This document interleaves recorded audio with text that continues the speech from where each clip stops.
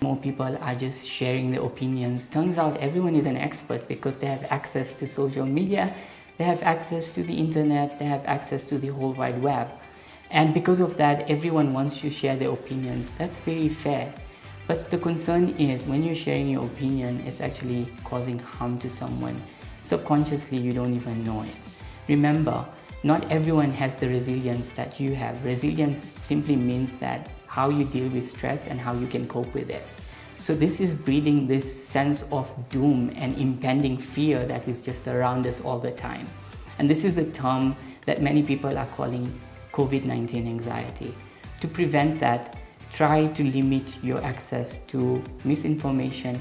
Try to limit your access to certain social media sites. Do you really need to be on Twitter, Facebook, WhatsApp, Instagram, Snapchat, YouTube at the same time?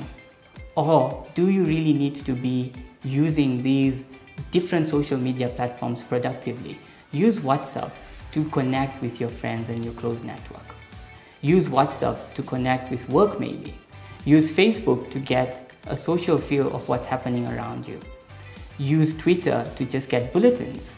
Don't get on a Twitter feud now because we all need each other. Use YouTube to educate yourself on what the local and the government as well as experts are talking about COVID-19. The good news, don't use all of these things at the same time because you may end up being someone who ends up with the temporary stress reaction of COVID-19. So let's talk about how you can improve your immunity right now because there's a lot of anxiety, what you should do and what you should not do. I would actually advise all of you to keep up with your immune system. You don't have to go out of your way to buy that expensive medication or immune booster to make your immunity better. Whatever you can afford, make sure you do your 3 things right. The 3 pillars of health, which is your mood. Make sure your mood is being kept well. Sleep. Make sure you're getting an adequate amount of sleep, which is 7 to 10 hours. Make sure that is not being disrupted because of your screen time. Too much screen time, again, is a negative. And 3, your diet and your nutrition. Whatever your daily diet has been, make sure you don't miss meals. Make sure you're having a breakfast, your lunch, and your supper. This will actually help. On top of that, you can actually get your own home pharmacy. Now, I'm not telling you to go and overstock on the things that I'm about to advise you to get, but I am going to tell you that if you can, just have them.